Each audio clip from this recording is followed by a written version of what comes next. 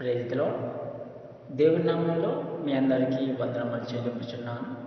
ఈ యొక్క దినము ఒక అంశం గురించి ధ్యానించవాలని ఉన్నాను. ఆ యొక్క అంశం పేరేమిటి అంటే సంఘములో సాతాను యొక్క వెలుగుదూత వేషం. సంఘములో సాతాను యొక్క వెలుగుదూత వేషం.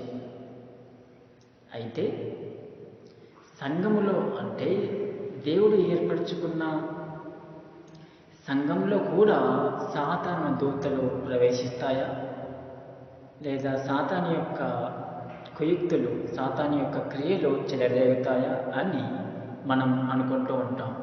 అయితే ఎప్పుడైతే దేవుని నమ్ముకున్న వ్యక్తి అంటే ఒక విశ్వాసి దేవుని మీద ఆధారపడకుండా ఈ లోకానుసారమైన క్రియల మీద, లోకానుసారమైన బ్రతుకు మీద ఆశ కలిగి ఉంటాడో, ఆసక్తి కలిగి ఉంటాడో, అప్పుడు నెమ్మదిగా సాతాను అతని ద్వారా సంఘములో ప్రవేశిస్తుంటుంది.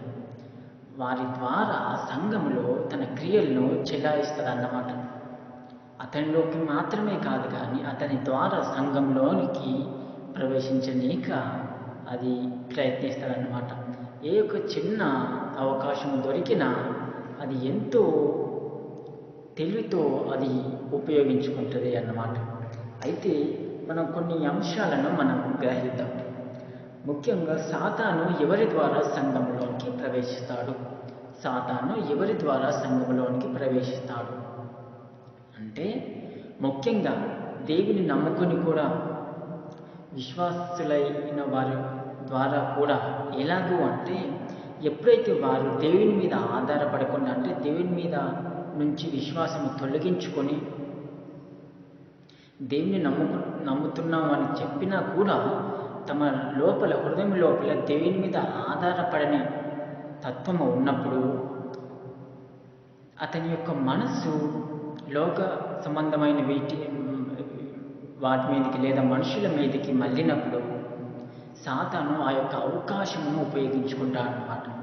అదేవిధంగా విశ్వాసి లోకానుసారమైన జీవితం మీద ఆసక్తి కలిగి ఉన్నప్పుడు, ఆశ కలిగి ఉన్నప్పుడు, లోకానుసారంగా జీవించలేక ఆశ కలిగి ఉన్నప్పుడు ఆ అవకాశాన్ని సాతాను ఉపయోగించుకుంటాడనమాట. అతనిలోకి సాతాను ప్రవేశించడం మాత్రమే కాదు కానీ అతని ద్వారా సాతాను తనకిష్టమైన క్రియలను సంఘంలో చేయడానికి సాతాను బాగా అతన్ని వాడుకుంటుందన్నమాట.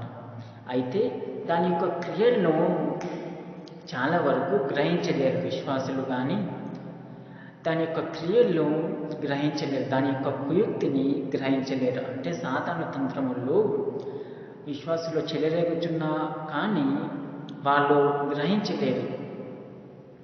కొంతవరకు, చాలా వరకు గ్రహించలేరు అన్నమాట. అట్లా విశ్వాసుల ద్వారాను సాతాను సంఘములోనికి ప్రవేశిస్తుంది. ఎందుకు అంటే దేవుడు ఏర్పరచుకున్న విశ్వాసులను సైతం ఈడ్చుకొని నరకానికి తీసుకెళ్ళనీక సాతాను ఎల్లప్పుడూ సిద్ధంగా ఉంటుంది. ఇంకా అన్యజనుల ద్వారా కూడా సాతాను తన యొక్క క్రియలను, తన యొక్క కోరికలను లేదా తన ఇష్టం వచ్చిన క్రియలను సంఘంలో జరిగించనీక, విశ్వాసుల మీద జరిగించనీక అన్యజనుల ద్వారా అంటే భక్తిహీనుల ద్వారా, దేవుని నమ్మని వారి ద్వారా కూడా సంఘంలో సాతాను ప్రవేశిస్తుంది. ఇంకా నాయకుల ద్వారా కూడా, మరి అర్హత లేని నాయకుల ద్వారాను, మరి లోకానుసారమైన మనస్తత్వము కలిగి ఉండే నాయకుల ద్వారాను, నాయకులు అంటే కాపరులు కావచ్చు, బోధకులు కావచ్చు, సువార్థికులు కావచ్చు, ఎవరైనా కావచ్చు, నాయకత్వం వహించేవారు.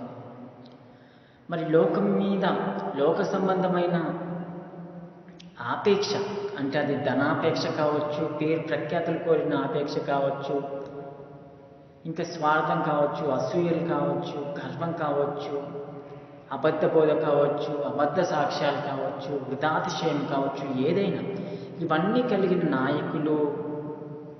నాయకుల ద్వారా కూడా మరి దేవుని నుంచి వారిని దూరం చేయనీక, సంఘాన్ని తప్పుత్రోవ పట్టించనీక సాతాను తన కుయుక్తితో వారిని మరి సంఘంలో వాడుకుంటుందనే విషయాన్ని మనం గ్రహించాలి.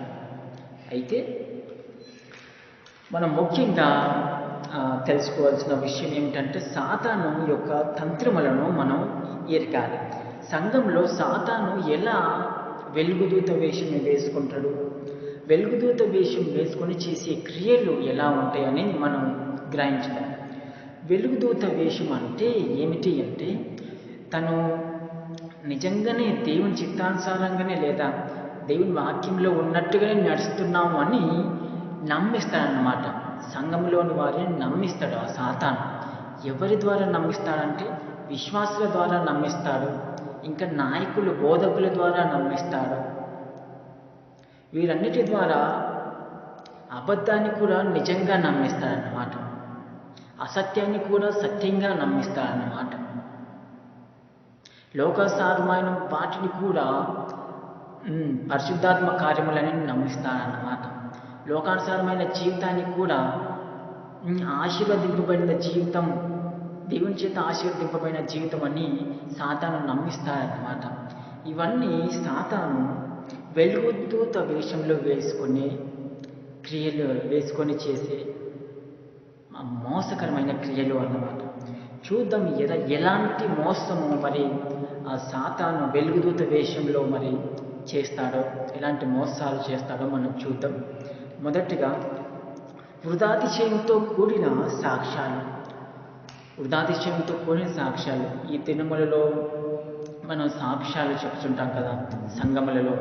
అయితే కొంతమంది ఏం చేస్తారంటే కొంతమంది ఎలాంటి సాక్ష్యాలు చెప్తారంటే దేవుడు మాకు ఇంత పెద్ద సాక్ష్యం చేసి ఇంత పెద్ద సహాయం చేసిండు, దేవుడు మాకు అంత డబ్బు ఇచ్చిండు, దేవుడు మాకు ఇన్ని బిల్డింగులు ఇచ్చిండు, దేవుడు నేను అడిగిన ప్రతి కోరిక తీర్చిండు, నాకు అది కావాలంటే అది ఇచ్చిండు, ఇది కావాలంటే ఇది ఇచ్చిండు అని ఇలాంటి వృధాతిశయం, మమ్మల్నే దేవుడు ఇంతగా సాయం చేసిండు, ఇంతగా దీవించిండు, పేరు ప్రఖ్యాతులు ఆస్తి ఇచ్చిండు అని వృధాతిశయమైన సాక్ష్యాలు చెప్పేవారు ఉంటారు కొంతమంది. వీళ్ళ ద్వారా సాతాను ఎలా వాడుకుంటాడు వారిని అంటే దేవుడిని నమ్ముకుంటే ఇలాంటి గొప్ప పేరు ప్రఖ్యాతులు వస్తాయన్నమాట, లేకపోతే ఇలాంటి గొప్ప ధనము మనకు వస్తుంది అన్నమాట, లేకపోతే దేవుని నమ్ముకుంటే మనకు ఇంత ఆశీర్వదింపబడతాం అన్నమాట, లేకపోతే దేవుని నమ్ముకుంటే మనకు రెట్టింపు బ్లెస్సింగ్ ఆశీర్వాదం వస్తుంది అన్నమాట, రెట్టింపు మనం ఇచ్చిన దానికి రెట్టింపు మనకి దేవుడు ఇస్తాడనమాట అనే ఇలాంటి మనస్తత్వాలను పక్కన వారిలో కలిగిస్తుంది అన్నమాట సాతాను. అంటే ప్రాస్పరిటీ గాస్పెల్ అంటారు కదా, అలాంటి మనస్తత్వాలను పక్క వాళ్ళలో కూడా అలాంటి ఆలోచనలను రేకెత్తిస్తుంది అన్నమాట వీళ్ళ ద్వారా. అంటే వృధాతిశయంతో కూడిన సాక్ష్యాల ద్వారా సాతాను వారిని ప్రాస్పరిటీ గాస్పెల్ కిందికి, ప్రాస్పరిటీ ఫెయిత్ అంటే వాగ్దాన సంబంధమైన విశ్వాసం అంటారు కదా, ప్రాస్పరిటీ ఫెయిత్ మీదికి పక్క వాళ్ళను ఏడుస్తుంది అన్నమాట. అలా ఏడ్చుకెళ్ళినప్పుడు ఏం జరుగుతుంది, ఎవరైనా దేవుడు తమకు మేలు చేయలేదని అనుకుంటే వారు దేవుడి నుంచి పక్కకి వెళ్ళిపోతారు. అంటే దేవుని దగ్గరికి మేలు కోసమే విశ్వసించే వారు తయారవుతారు. దేవుడు మేలు చేస్తేనే దేవుని దగ్గరికి వస్తాం, దేవుడు మేలు చేస్తేనే దేవునిలో ఉంటాం అనే ఆలోచన కలిగిన విశ్వాసులు తయారవుతారన్నమాట ఈ వృధాతిశయంతో కూడిన సాక్ష్యాల వల్ల. అయితే ఈ వృధాతిశయంతో కూడిన సాక్ష్యాలను నడిపించేది సాతాను అని మనం గ్రహించాలి. ఇంకా రెండవదిగా అబద్ధ సాక్ష్యములు అంటే కొందరు తమ జీవితంలో సాక్ష్యాలు లేకున్నా కూడా అంటే తమ జీవితంలో దేవుడు చేసిన మేలులను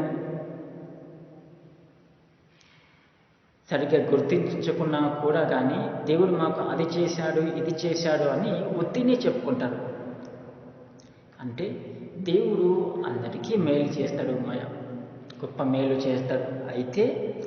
అయితే వాళ్ళు గ్రహించలేని సాక్ష్యాలు కూడా, అంటే ఇది చేసిండు దేవుడు అని వాళ్ళు లోపల గ్రహించరు, రూఢిగా నమ్మరు, కానీ బయటికి మాత్రం దేవుడు ఇంత గొప్ప సాయం చేసిండు, మాకు అంత గొప్ప సాయం చేసిండు అని వాళ్ళు అబద్ధ సాక్ష్యాలు పలుకుతారు అన్నమాట. లోపల వాళ్ళు విశ్వసించారు, దేవుడు మాకు ఇంత పెద్ద సాయం చేసిండు అని. కానీ వాళ్ళు బయటికి మాత్రం అట్లా గొప్ప సాక్ష్యం కలిగిన జీవితంలాగా బయటికి చెప్పుకుంటారన్నమాట. ఇంకా ఏంటి అంటే వాళ్ళు దేవుడు తమకు చేసిన మేళ్ళనే వారు చెప్పుకుంటారే తప్ప దేవుని కోసం వాళ్ళు ఏం సాక్ష్య జీవితం కలిగి ఉన్నారు, దేవుని కోసం వాళ్ళు ఎలాంటి ప్రయాస పడినారు, దేవుని నీతి కోసం వాళ్ళు ఎలాంటి ఆకలి దప్పులు కలిగి ఉన్నారు, దేవుని కోసం, దేవుని రాజ్యం కోసం, దేవుని నీతి కోసం వాళ్ళు ఏమన్నా కష్టపడినరా, ఏమన్నా ప్రయాసపడినరా అనేది ఏమన్నా చెప్తారా అంటే ఏం చెప్పరు. అలాంటి వాళ్ళ జీవితంలో అనుసరించరు కాబట్టి వారు చెప్పలేరు అన్నమాట. అంటే వాళ్ళు దేవుడు తమకు చేసిన మేలులనే తమను నమ్మకున్నా, రూఢి అని నమ్మకున్నా, గ్రహించలేకున్నా చెప్పుకుంటారే కానీ దేవుని కోసం వాళ్ళు ఏం చేయరు అన్నమాట. దేవుని కోసం ఈ పని చేసినామని చెప్పుకొని ఇంకా వాళ్ళ దగ్గర ఏముండదు. కానీ నిజమైన సాక్ష్య జీవితం అంటే దేవుని కోసం నువ్వు ఎలాంటి మాదిరి కనపరిచి ఉన్నావు, దేవుని కోసం నువ్వు ఏం ప్రయాసపడినావు, దేవుని నీతి కోసం, ఆయన సువార్త కోసం, ఆయన రాజ్య విస్తరణ కోసం నువ్వు ఎలా ప్రయాసపడినావు, ఎటువంటి మాదిరి నువ్వు కనపరిచినావు అనేది నీ యొక్క సాక్ష్య జీవితం, నీ యొక్క సాక్ష్యం అయి ఉండాలి. దేవుడు మేలు చేసిన వాటిని సాక్ష్యంగా చెప్పేవారు అంటే దేవుడు అందరికీ మేలు చేస్తాడు, కానీ అది సాక్ష్య జీవితం కాదు. మనం దేవుని కోసం ఏం చేయించున్నాం అనేది ఇలా.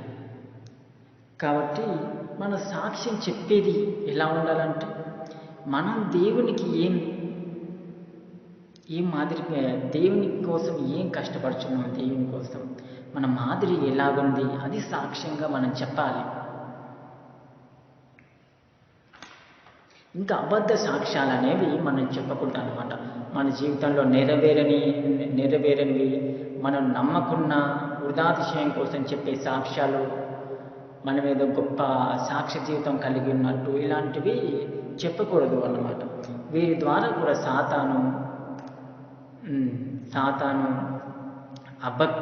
అబద్ధికునిగా అబద్ధ సాక్ష్యాలు చెప్పించి ఇంకా ఇదే విశ్వాసము, ఇదే మాదిరి, ఇంకా నువ్వు ఇంత ప్రార్థన చేస్తే సరిపోతుంది, దేవుడు ఇంత గొప్ప సాయం చేసింది నీకు, ఇంకా సరిపోతుంది అన్నట్టుగా కాంప్రమైజ్ చేస్తాడు సాతాను. నీ యొక్క విశ్వాస జీవితాన్ని కాంప్రమైజ్ చేస్తాడు అనమాట. నువ్వే ఫుల్ ప్రార్థన చేస్తున్నావు, లేకపోతే ఇంత పెద్ద హెల్ప్ చేసిన దేవుడు నీకు, నువ్వు గ్రేట్ అన్నట్టు, ఇదే సాక్షి జీవితం అన్నట్టు సాతాను మళ్ళీ మోసపరుస్తాడు అన్నమాట.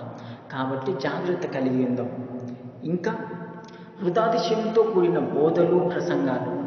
ఈ దినములలో కొంతమంది వృధాతిశయంతో కూడిన ప్రసంగాలు, ప్రీచింగ్స్ చేయడం మనం చూస్తాం. వారు ఎటువంటి బోధలు చేస్తారంటే ఉత్తుత్తగానే అతిశయపడతారు. ఎట్లా అంటే మేము ఇంత మందికి మేము బోధించినాం, లేకపోతే ఎన్ని లక్షల మంది మా సమావేశానికి హాజరైనరు అని, లేకపోతే మాకు కలిగి ఉన్న పేరు ప్రఖ్యాతులు చూడండి అన్నట్టు, లేకపోతే ఇంకా మాకున్న స్వస్థతా వరము చూడండి, లేకపోతే ఇంకా పరిశుద్ధాత్మ వరము చూడండి, మాకున్న కృపావరములు చూడండి అని వాటిని బట్టి వాళ్ళు అతిశయపడతారనమాట. వృద్ధాగా అతిశయపడతారనమాట. ఏదో దేవుడు తమకే అంత గొప్ప అధికారము లేక అంత గొప్ప బాధ్యత, అధికారం అప్పగించినట్టు వారు వృధాగా అతిశయపడేవారు అయి ఉన్నారు. ఇలాంటి వృధాగా అతిశయపడే బోధలు, ప్రసంగాలు చేయడం వల్ల ఏమవుతుంది అంటే వారు మెల్లమెల్లగా దేవుని మీద ఉంచాల్సిన విశ్వాసం నుంచి మెల్లమెల్లగా దూరం అవుతారు. సాతాను యొక్క కుయుక్తి అదే, మెల్లమెల్లగా దేవుని మీద ఉంచాల్సిన విశ్వాసాన్ని నుంచి దూరం అవుతారు. మెల్లమెల్లగా దేవుని మీద ఆధారపడడాన్ని కొద్దిగా దూరం అవుతారు. మనుషుల్లో అతిశయపడడానికి దగ్గరవుతారు. ఇలాంటి ప్రమాదం ఉంది, మనం గ్రహించుకోవాలి. ఇంకా అబద్ధ బోధలు.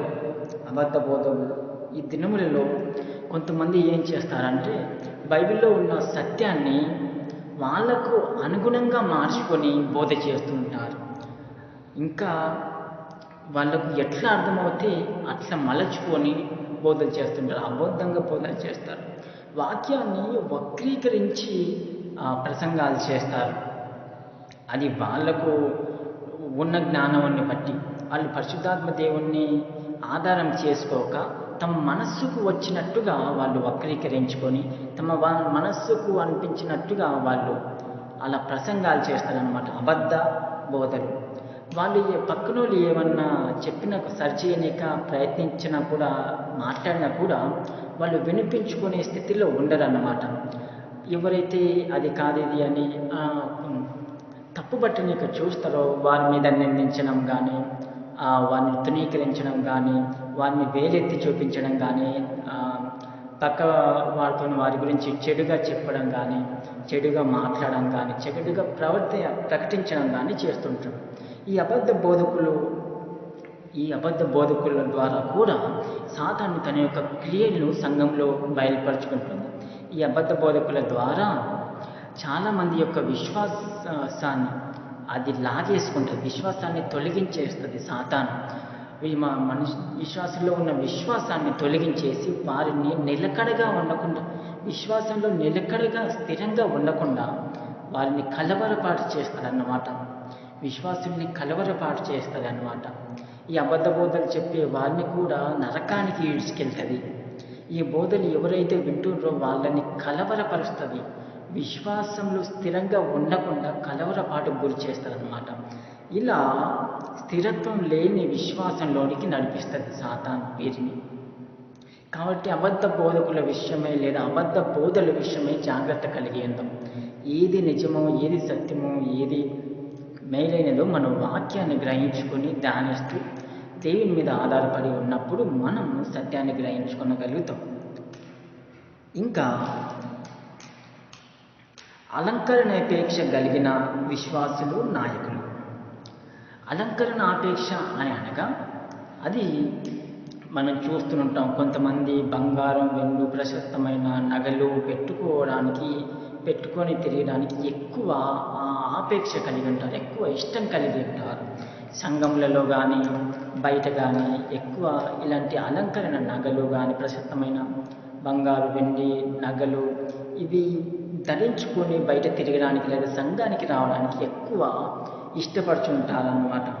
వీరి ద్వారా ఏమవుతుందంటే వాళ్ళలో సాతాను ఎట్లా పనిచేస్తారు, వారి ద్వారా ఎట్లా ఉపయోగించుకుంటారు సాతాను అంటే వారిలో కొద్దిగా అతిశయం అనేది క్రియేట్ చేస్తారు. కొద్దిగా లోకానుసారమైన మనస్సునకు ఈడుస్తారు వారిని.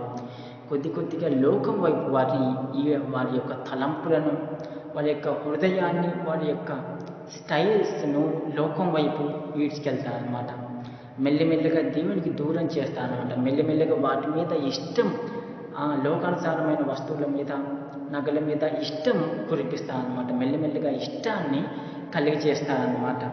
అట్లా వాళ్ళు మంచి విశ్వాసంలోంచి మెల్లిమెల్లిగా తప్పిపోతారన్నమాట. ఇంకా మనం చూస్తాం. ఇంకా వస్త్రములు ఈ దినములలో విశ్వాసులు కానీ, నాయకులు కానీ మరి వస్త్రాలంకరణ అయితే మనం చూసినట్టయితే విశ్వాసులు అయితే ఎలా ఉంటారు, విశ్వాసులు కానీ నాయకులు కానీ కొంతమంది టైట్ వస్త్రములు వేసుకొని అన్నట్టు శరీరం యొక్క కోరికలను రేకెత్తించేటట్టుగా, శరీరం యొక్క కోరికలను పక్కవారికి రేకెత్తించేటట్టుగా వారి యొక్క వస్త్రములు ఉండడం, వీటి ద్వారా సాతాను శారీరేచ్ఛలను రేకెత్తిస్తాడనమాట. సంఘంలో పక్కవారిలో శారీరేచ్ఛలను, శారీరక కోరికలను రేకెత్తించి వారిని అపవిత్రమైన వారుగా లేదా అపవిత్రమైన వారిగా మరియు దేవుని పరిశుద్ధత నుండి తొలిపు వారిగా సాతాను వాడుకుంటారన్నమాట. ఇంకా అయితే మన వస్త్రములు ఎలాగుండాలని చెప్తున్నారంటే సాధువైనట్టుగా ఉండాలని బైబిల్లో రాసినట్టుగా మనం చూస్తాం. సాధువైనట్టుగా అంటే ఆ సాధువైనట్టు వస్త్రములలో శరీర కోరికలు రేకెత్తించేటటువంటి ఆలోచనలు అనేవి ఉండవు, పక్కవారికి రావు. అలా ఉండాలి మన వస్త్రములు అనేవి, అలా ఉండాలి అన్నమాట.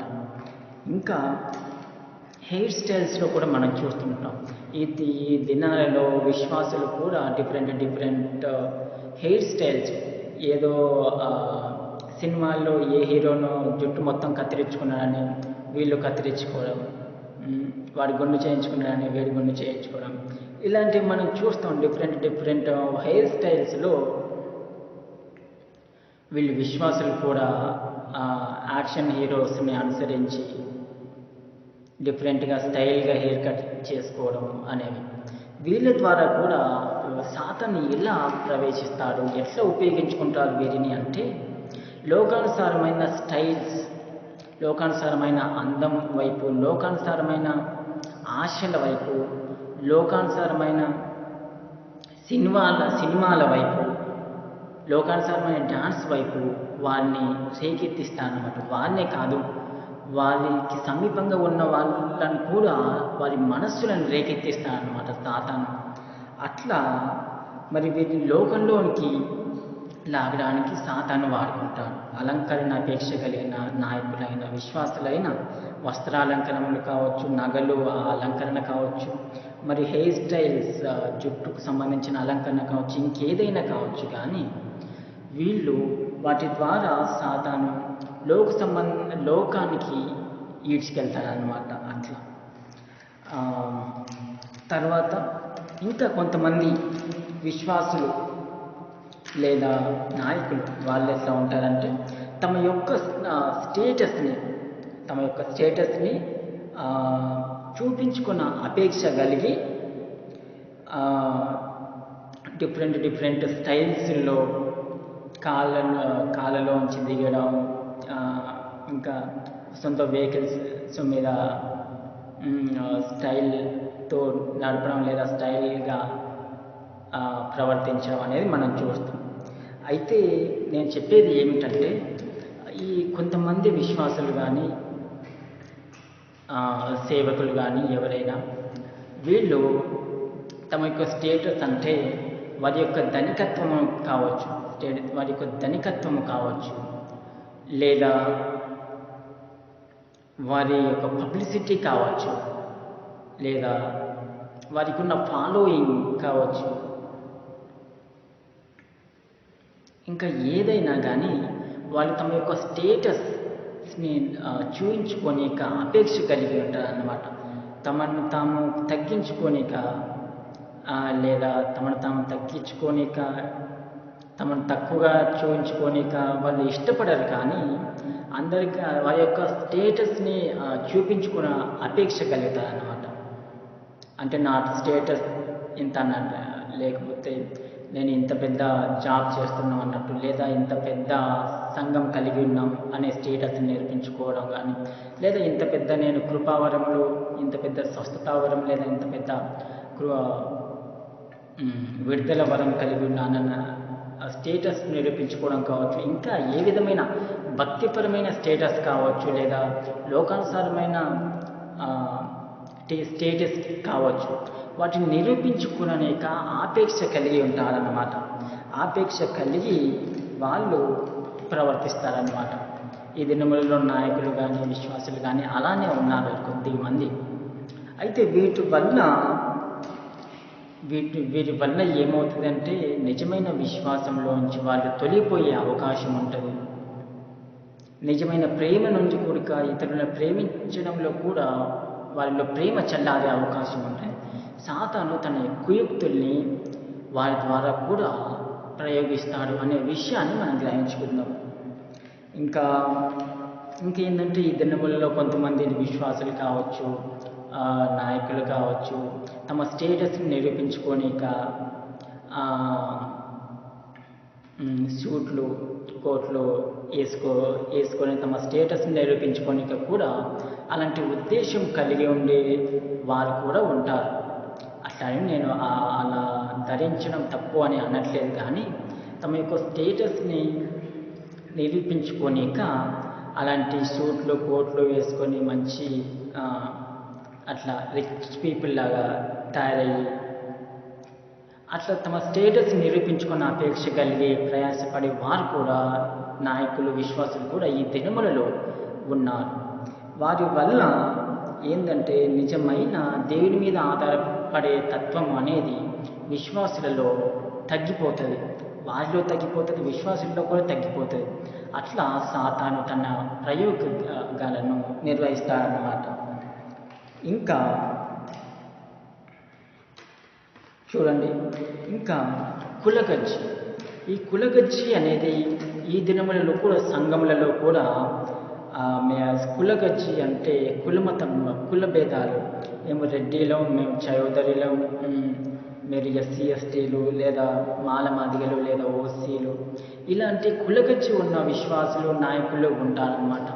వీరు ఎల్లప్పుడూ ఎంతో గంటలు గంటలు ప్రార్థన చేసినా, గంటలు గంటలు వాక్యం చదివినా, గంటలు గంటలు బోధించినా కూడా ఈ కులగజ్జి ఉన్నోళ్ళు ఎట్లా ఉంటారు అంటే, వారిలో అలాంటి విత్తనం ఉన్నప్పుడు అది ఎప్పుడో ఒకప్పుడు బయటపడుతూనే ఉంటుంది.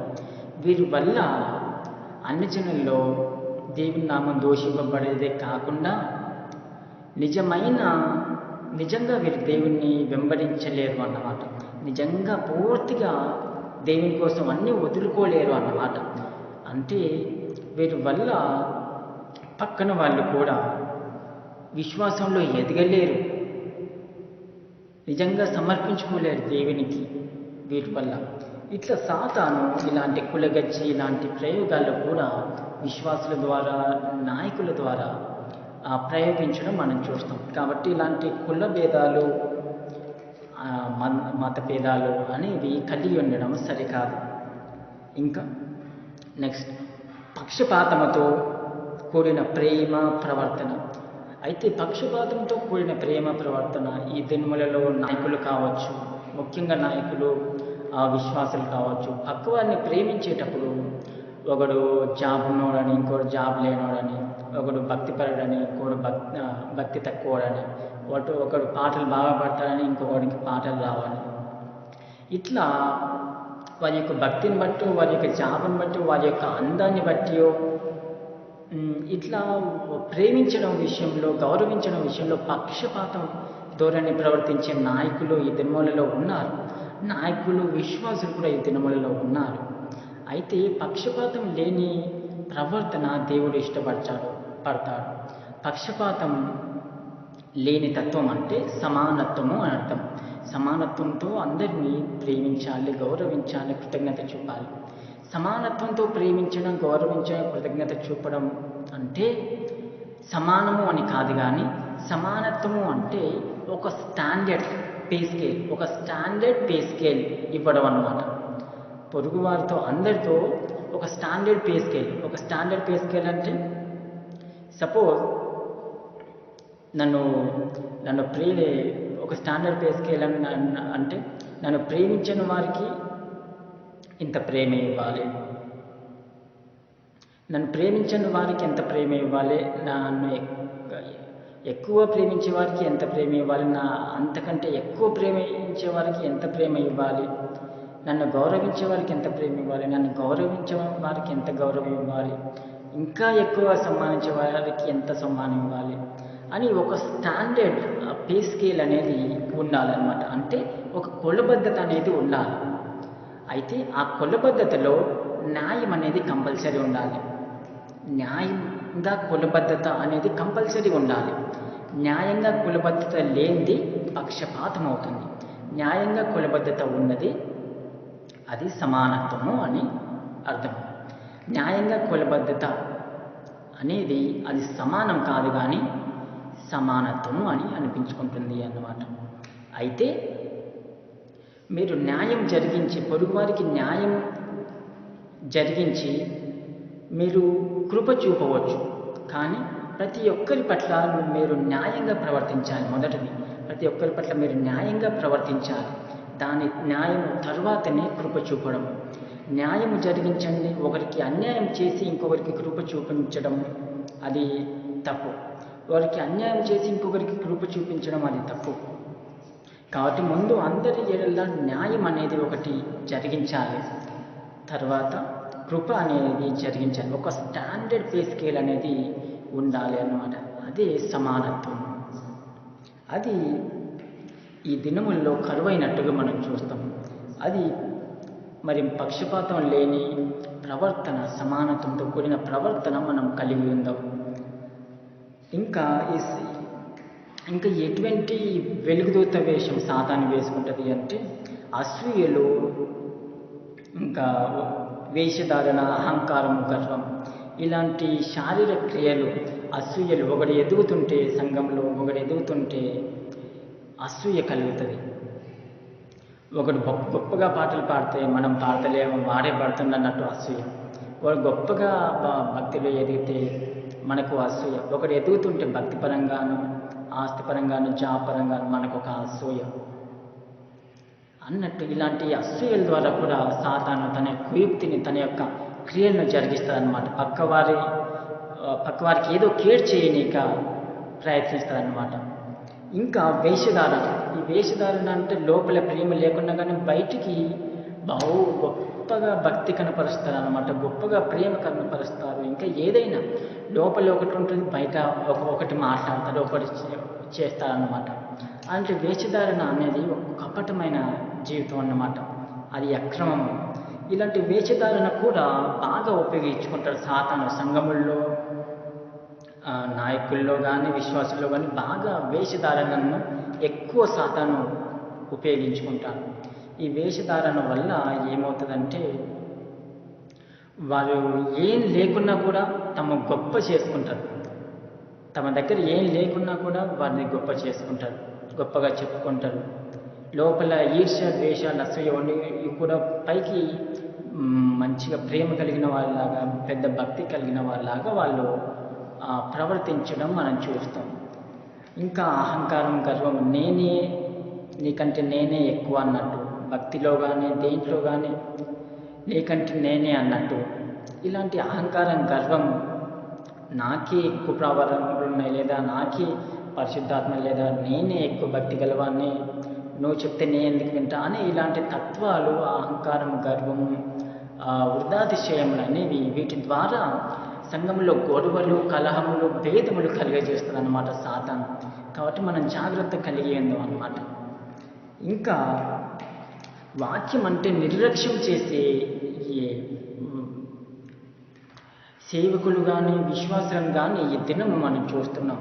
ఈ సాతాను ఎలా ప్రవేశిస్తుంది వారి ద్వారా అంటే ఎప్పుడు తెలిసిన వాక్యమే కదా. మనకు బైబిల్ మొత్తం తెలుసు. ఎన్నిసార్లు మనం ఉపదేశించలేదు, ఎన్నిసార్లు ప్రసంగాలు చేయలేదు, ఎంతమందికి, లక్షల మందికి ప్రసంగాలు చేయలేదు అని వాక్యం వినడం కానీ, ఎవరైనా వాక్యం చెప్తే వినడం కానీ, వాక్యం చదవడం కానీ నిర్లక్ష్యం చేస్తారన్నమాట. వాక్యం అంటే నిర్లక్ష్యం ఉంటుంది. అలా నిర్లక్ష్యం, వాక్యం అంటే నిర్లక్ష్య ధోరణి కలిగిస్తాడు సాతాను. నువ్వు పెద్ద గ్రేట్, నువ్వు పెద్ద సేవకుడివి, లేదా పెద్ద విశ్వాసి, పెద్ద భక్తిపరుడివి, ఇదంతా నీకు తెలిసే కదా, మళ్ళా చదవడం అవసరమా, బైబిల్ చదవడం అవసరమా, లేకపోతే వారు చెప్పేది, అతను చెప్పేది నీకంటే చిన్న సేవకుడు లేదా చిన్న విశ్వాసి, వారు చెప్పేది నువ్వు వినడం అవసరమా అనేటటువంటి తత్వము సాతాను వాళ్ళలో కలిగిస్తుంది. కాబట్టి వారు వాక్యం అంటే నిర్లక్ష్యం చేయడం వల్ల కూడా మెల్లమెల్లగా విశ్వాసం నుంచి, సత్యం నుంచి తొలగిపోయే ప్రమాదం కూడా ఉంటుంది. కాబట్టి జాగ్రత్త పడతాం. వాక్యం అంటే నిర్లక్ష్యం చేయకుండా ఉందాం. అది ఈ వాక్యం ఎవరు చెప్తున్నారు అనేది కాదు, కానీ అవి దేవుని మాటలైతే, చిన్నపిల్లవాడు చెప్పినా కూడా అది దేవుని మాటలైతే మనం అంగీకరిద్దాం, సంతోషిద్దాం, పాటిద్దాం. ఇంకా లోకానుసారమైన డ్యాన్సులు, మరి సినిమాలు ఈ దినములో చూస్తాం. విశ్వాసులు కానీ మరి ఏమవుతుంది అంటే నాయకులు కానీ లోకానుసారమైన స్టెప్స్, డ్యాన్సులు, నృత్యాలు చేస్తూ అదేదో పనిలో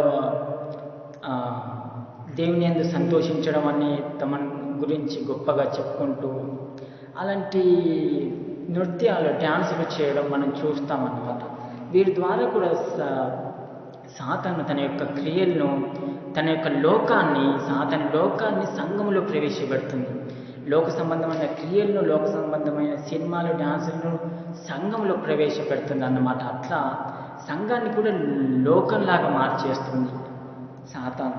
కాబట్టి ఇలాంటి లోకానుసారమైన డ్యాన్సులు, సినిమాలు మనం వీటిని గ్రహించి, సాతాను తంత్రములు గ్రహించి ఆత్మతోనూ సత్యంతోనూ ఆరాధించడం నేర్చుకోవాలి. ఆత్మతోనూ సత్యంతోనూ ఆరాధించడం నేర్చుకున్నప్పుడు ఈ లోకానుసారమైన డ్యాన్సులు, ఈ సినిమాలు అనేవి మనం దూరం చేస్తాం. మనం గ్రహించుకుంటాం ఏది ఆత్మానుసారమైనది, ఏది లోక సంబంధమైనది అని మనం గ్రహించుకుంటాం. కాబట్టి లోకానుసారమైన డ్యాన్సుల ద్వారా, సినిమాల ద్వారా కూడా సాతాను లోకాన్ని సంఘంలో ప్రవేశపెడతాడు. అట్లా సంఘాన్ని నాశనం చేస్తాడనమాట. కాబట్టి జాగ్రత్త కలిగి ఉందాం.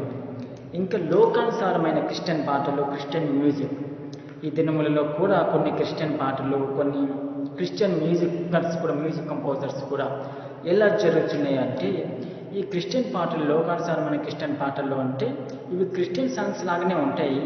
కానీ ఆ పాడే వాళ్ళు, అంటే ఈ పాటలు రాసేవాళ్ళు ఏదో సాంగ్స్ రాయాలి, విడుదల చేయాలి అన్న ఉద్దేశంతోనే రాస్తారు. కానీ వాళ్ళు తమ అనుభవపూర్వకంగా ఆ సాంగ్స్ రాయలేరన్నమాట. కొంతమంది అనుభవపూర్వకంగా పాటలు రాయలేకపోవచ్చు. తమ జీవితంలో దాన్ని అలవర్చుకోకుండా రాసే పాటలు, గొప్ప గొప్ప పదాలు రాస్తారు పాటలు. కానీ తమ జీవితంలో అలాంటివి అలవర్చుకోలేరన్నమాట. దాని యొక్క పాట యొక్క అర్థాన్ని తమ జీవితంలో అలవర్చుకోకుండా పాటలు రాస్తూ ఉంటారు. ఇంకా అలాంటి పాటలు పాడేటోళ్ళు కూడా, అంటే పాటలు పాడేటోళ్ళు కూడా ఈ దినములలో ఆ పాట భావం ఏందో అర్థం చేసుకోకుండానే ఉత్తగానే పాటలు పాడడం అన్నమాట. అదే దేవుడికి సంతోషపరిచినట్టు, మహిమపరిచినట్టు మనం ఫీల్ అవుతుంటాం అన్నమాట. అది కాదు. కానీ మనం పాటలు రాసే తీరు కానీ, ఆ పాటలు 10 మందికి దేవుని యొద్దకు నడిపించాలి, 10 మందిలో మారు మనసు పుట్టించాలి, 10 మందిలో రక్షణానందం కలిగించాలి, 10 మందిలో ఆత్మఫలములు ప్రేరేపించేటట్టు ఉండాలి, 10 మందిని దేవునికి దగ్గర చేసేటట్టు ఉండాలి మనం రాసే పాటలు, లిరిక్స్. మరియు ఇంకా ఆ పాటలు పాడేటప్పుడు కూడా అది అర్థవంతంగా మనం పాటను ఆస్వాదించుకుంటూ, అర్థం చేసుకుంటూ పాడాలి ఎవరి పాటలైనా. లేకపోతే మనం విశ్వాసం నుంచి తొలగిపోతాం అన్నమాట. దేవుని విశ్వాసం నుంచి తొలగిపోతాం. ఇంకా క్రిస్టియన్ మ్యూజిక్, ఈ దినములలో కూడా సినిమా మ్యూజిక్ను అనుసంధానం చేసుకొని సినిమా సంబంధమైన మ్యూజిక్, ఇంకా కలవరం పుట్టించే మ్యూజిక్ కానీ, ఇంకా సినిమా సంబంధమైన మ్యూజిక్లు కానీ, కొన్ని ఆత్మానుసారమైన మ్యూజిక్ కాకుండా లోకానుసారమైన, లోక సంబంధమైన మనసుతో కూడిన మ్యూజిక్ కూడా మనం ఈ దినములో వింటున్నాం. క్రిస్టియన్ మ్యూజిక్ ఎలా ఉండాలి అంటే, ఆ పాటల్లో ఉన్న భావాన్ని ఉన్నట్టుగా వ్యక్తపరిచేటట్టు ఉండాలి. అంటే ఒక పాటకు మ్యూజిక్ ప్లే చేస్తున్నామంటే ఆ పాట సపోజ్ పశ్చాత్తాపం గురించి రాసిందైతే 10 మంది ఆ పాట మ్యూజిక్ను చూసి ఆ పాటలో ఉన్న పశ్చాత్తాపాన్ని అనుభవించగలగాలి, ఆస్వాదించగలగాలి. అటువంటి మ్యూజిక్ కంపోజింగ్ ఉండాలి. కాబట్టి అలాంటిది ఎప్పుడు వస్తుంది అంటే, ఆత్మతో సత్యంతో దేవుని గురించిన జ్ఞానం కలిగి ఉంటే అలాంటి మ్యూజిక్, దేవుని సంబంధమైన పరిశుద్ధమైన మ్యూజిక్ వస్తుంది అన్నమాట. కాబట్టి జాగ్రత్త కలిగి క్రిస్టియన్ సాంగ్స్ విషయంలో, సాంగ్స్ రాయడం విషయంలో, పాడడం విషయంలో, ఆరాధించడం విషయంలో, క్రిస్టియన్ మ్యూజిక్ కంపోజింగ్ విషయంలో మనం జాగ్రత్త కలిగి ఉందాం. ఇంకా ఏ విధమైన సాతాను యొక్క తంత్రములు సంఘంలో ఉంటాయో మనం చూద్దాం. లోకానుసారమైన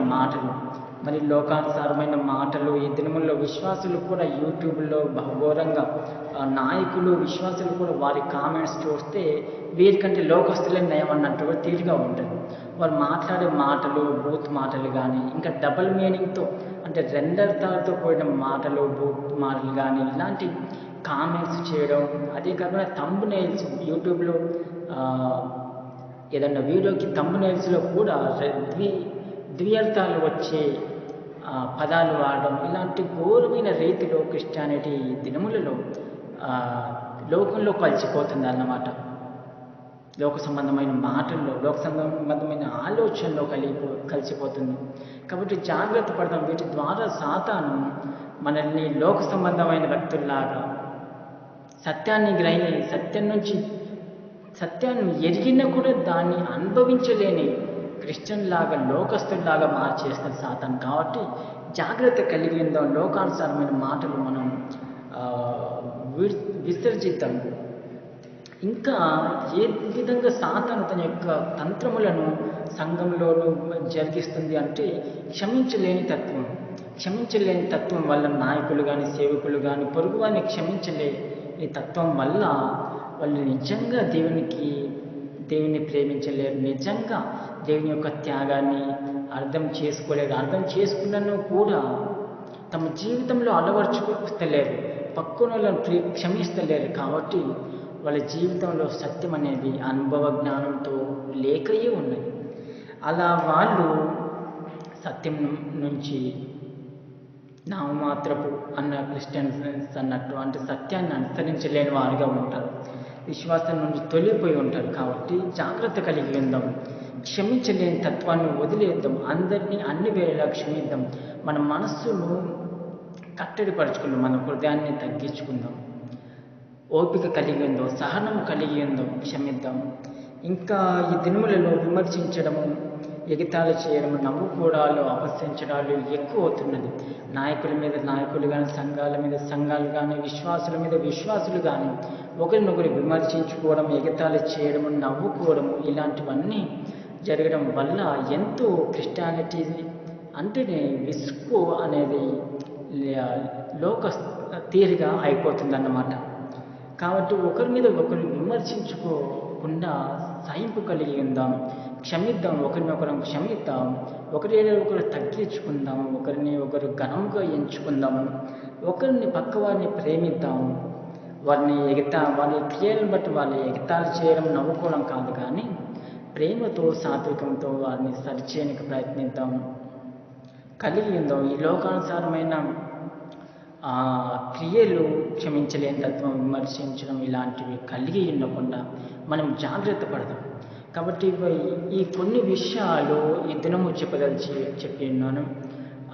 ముందుగా మనం చివరిగా ఈ సాతాను యొక్క తంత్రములను మనం గ్రహించి సంఘంలోనూ సంఘం వెలుపలను కూడా తెలివిగా మరి సమాధానంగాను నడుచుకుందాం. ఎలాంటి లోక సంబంధమైన క్రియలను, లోక సంబంధమైన బోధల మాటలను సంఘంలోనికి అనుమతించకుండా మనము నిత్యమైన రాజ్యం చేరినట్లు దేవుని అనుసరించి నడుచుకుందాం. చిన్ని వాక్యము దేవుడు దీవించును గాక.